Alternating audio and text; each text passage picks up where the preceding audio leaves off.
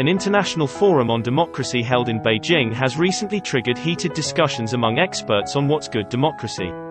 The forum, the International Forum on Democracy, the Shared Human Values, opened in Beijing on December 4 and is scheduled to be held in 3 phases, with the second and third phases slated for December 9 to 10 and December 14 to 15, respectively. Polish scholar Zbigniew Victor said there are different models and forms of democracy and every country has the right to choose its own system of rule. He said China has its own democratic system, which he has been studying for decades.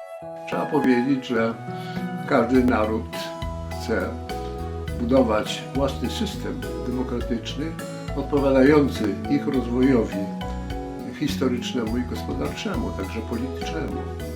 Chiny mają własny model demokracji.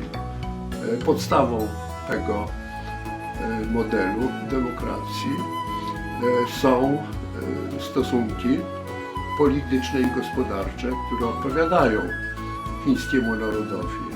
Przede wszystkim trzeba powiedzieć, że Chiny w ciągu ostatnich 70 kilku lat, kiedy powstała Chińska Republika Ludowa, pod kierownictwem Komunistycznej Partii Chin, wypracowała oryginalny system rządów demokratycznych, którego podstawą są kongresy ludowe, od najwyższego kongresu narodowego, aż po kongresy prowincjonalne, kongresy powiatowe, kongresy na szczeblu lokalnym i one są głównym źródłem sprawowania władzy.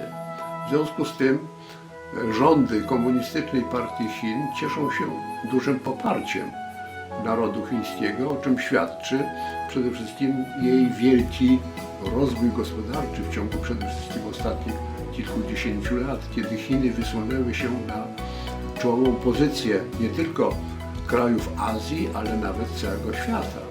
William Jones, a US expert on China issues, pointed out that under China's whole process people's democracy, people have the full right to know, express their views and make changes. You have a structure which has been set up over a long period of time and which is always under constant change and transformation, where you have the National People's Congress and you have the CPPCC, where people at the grassroots, right, in the villages or in the cities, can influence the people who are being elected to these bodies. Every time you have a national, before you have the Assembly of the National People's Congress, you probably had hundreds of thousands of proposals coming from all over the country, now of course by internet and the like, of what they felt that should be changed or should be done or should be accomplished in order to make things better for the people. British expert Carlos Martinez said that China's whole process democracy is far more meaningfully democratic. Although the media and politicians in the West tend to portray China as being undemocratic, in reality, its system of whole process democracy is far more meaningfully democratic than the so-called liberal democracy that's in place in the West.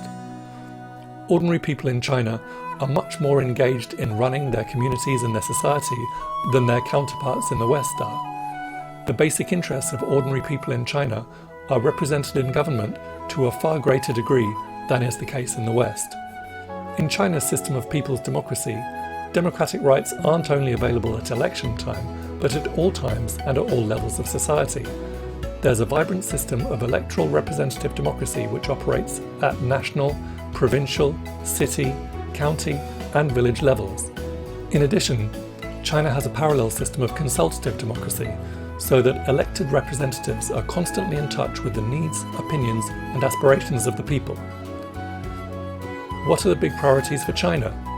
Tackling poverty, tackling homelessness, protecting people's health, ensuring people are protected from the pandemic, dealing with pollution, developing renewable energy, cracking down on corruption, improving the education system, and generally improving people's lives.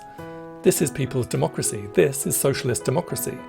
Listening to the people, mobilizing the people, meeting the needs of the people, and developing their human rights.